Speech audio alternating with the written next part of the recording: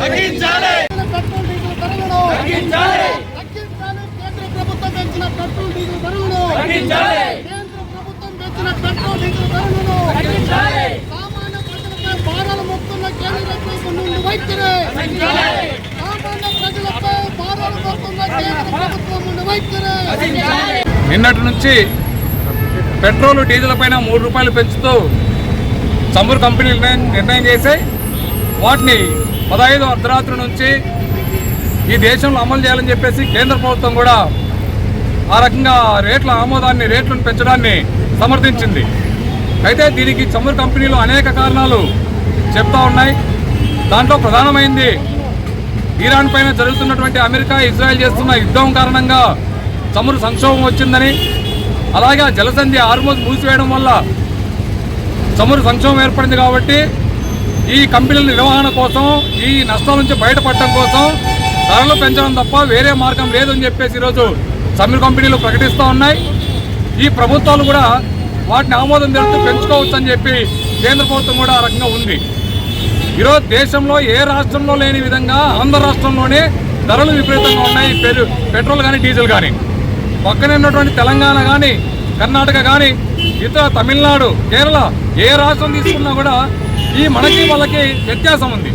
అయితే ఈ రాష్ట్రంలో ట్యాక్సుల రూపంలో కావచ్చు, అలాగే కేంద్ర ప్రభుత్వం కూడా ధరలు పెరిగినప్పుడు ఆ కేంద్ర ప్రభుత్వం వచ్చేటువంటి ఆదాయాన్ని అంటే ట్యాక్సుల్లో మినహాయింపు ఇవ్వచ్చు. అయితే ఇక్కడ కేంద్ర ప్రభుత్వం అటువంటి మినహాయింపు ఇవ్వాల. అంటే ఎన్నికల ముందు దాదాపు 5 రాష్ట్రాల్లో మన ఎన్నికలు జరిగినాయి. ఎన్నికల ముందు వరకు ఈ పెట్రోల్ డీజిల్ ధరలు పెంచాలని ఉన్నా ఎన్నికలు దృష్టిలో పెట్టుకొని కేంద్ర ప్రభుత్వం ఆ రకమైన ప్రకటన కానీ లేదా ధరల పెంపు కానీ అంగీకరించాలి. అయితే ఇప్పుడు ఎన్నికలు అయిపోయినాయి కాబట్టి ఇంకెవరు అడిగేవాళ్ళు లేరు, అలాగే వాళ్ళని ఎవరు ఆపేవాళ్ళు లేరు అనే ఒక అధికారం మాకు ఉంది కదా అని చెప్పేసి చమురు కంపెనీలకు ధరలు పెంచుకోవడానికి ఈరోజు కేంద్ర ప్రభుత్వం అనుమతించింది. ఇది కేవలం పెట్రోల్ డీజిల్ ధరలతోనే అయిపోదు.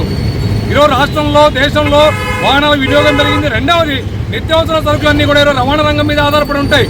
ఈరోజు ఏ వస్తువు రావాలన్నా కూడా రైళ్లలోనో లేకపోతే లారీల్లో రావాలి. అంటే ఈ ధరలు ఏదైతే డీజిల్ ధరల ప్రభావం, పెట్రోల్ ధరల ప్రభావం అనివార్యంగా ఈ నిత్యావసర సరుకుల ధరల మీద కూడా పడుతుంది. అందుకనే పెట్రోల్ డీజిల్ ధరలు పెంచడం అంటే ఇది నిత్యావసర ధరల పెంపుదలకు కారణం అవుతుంది. ఈరోజు అందుకనే ప్రభుత్వాన్ని మేము డిమాండ్ చేస్తున్నాం.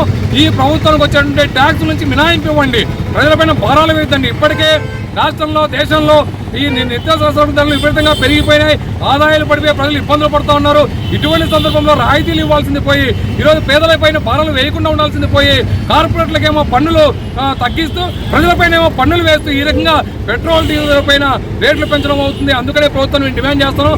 ఇప్పటికైనా సరే ఏదైతే పెంచిన పెట్రోల్ డీజిల్ ధరలు ₹3 పెంచారో వాటిని వెంటనే ఉపసంహరించుకోవాలి.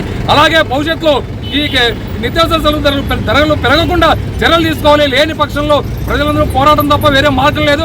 ఆ రకంగా ప్రజానికం కూడా ఈ ధరల పెంపును వ్యతిరేకించాలని చెప్పి సిపిఎంగా విజ్ఞప్తి చేస్తా ఉన్నాం.